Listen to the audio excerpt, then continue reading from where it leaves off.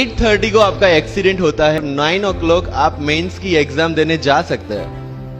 Interview से पहले 1 महीने तक आप हॉस्पिटलाइज्ड है और उससे 1 वीक पहले आप दिल्ली जाके उसकी प्रिपरेशन कर सकते हैं। तो luck has to come with you, उसको आना पड़ेगा और आपको आईपीएस बनाना पड़ेगा। मैं एग्जाम के लिए निकला, मेंस मेरा था, सुबह जीएसटी का पेपर था। 8:30 को मेरा स्कूटी स्लिप हो गया, मेरा लिगामेंट इंजरी हो गया, लेफ्ट हैंड में इंजरी था, सीट से ब्लीडिंग हो रहा था। लेकिन मेरे पास 2 ऑप्शन थे। मैं खड़ा हुआ, मैंने देखा, okay my right hand is safe and I decided I will go to the exam hall and write the exam.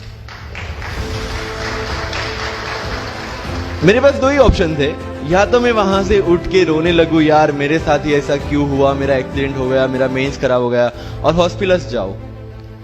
या दूसरा ऑप्शन था कि मैं देखूं कि मैं 3 घंटे और सरवाइव कर सकता हूं। हाँ, कर सकता हूं। मैं मेंस के लिए एग्जाम हॉल में गया।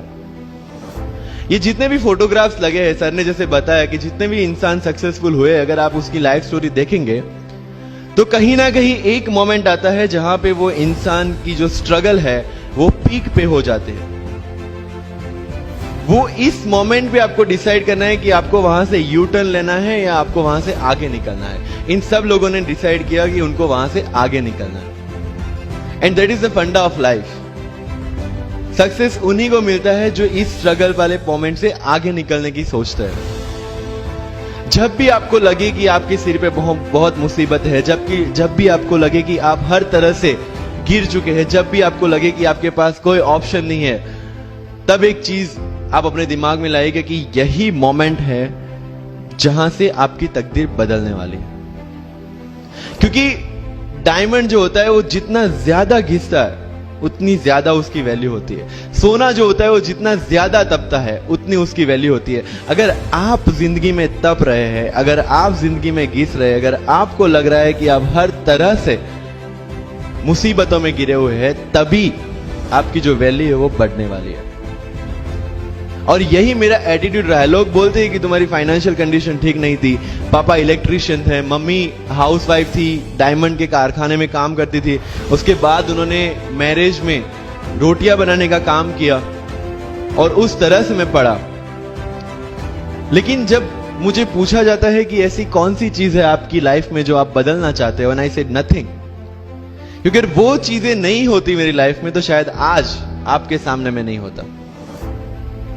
तो अगर लाइफ में प्रॉब्लम्स है, अगर लाइफ में स्ट्रगल है, जैसे सर ने बताया struggle is a part of life and I strongly believe in that. Bharat वर्ष का सपना चंद्रगुप्त ने देखा, चाणक्य ने देखा, और उस भारत वर्ष को बनाने के लिए जब ये संघर्ष जारी था और तब राजा धनानंद की डॉटर दूरदराज से चंद्रगुप्त को प्यार हो जाता है, और जब चाणक्य उनको बोलते कि नहीं तुम्हें उससे दूर रहना है, तब चंद्रगुप्त बोलता है आचार्य कभी कभी सोचता हूं कि जिंदगी में या ये भारत के सम्राट बनने के लिए इतना त्याग, इतना बलिदान ना देना होता तो।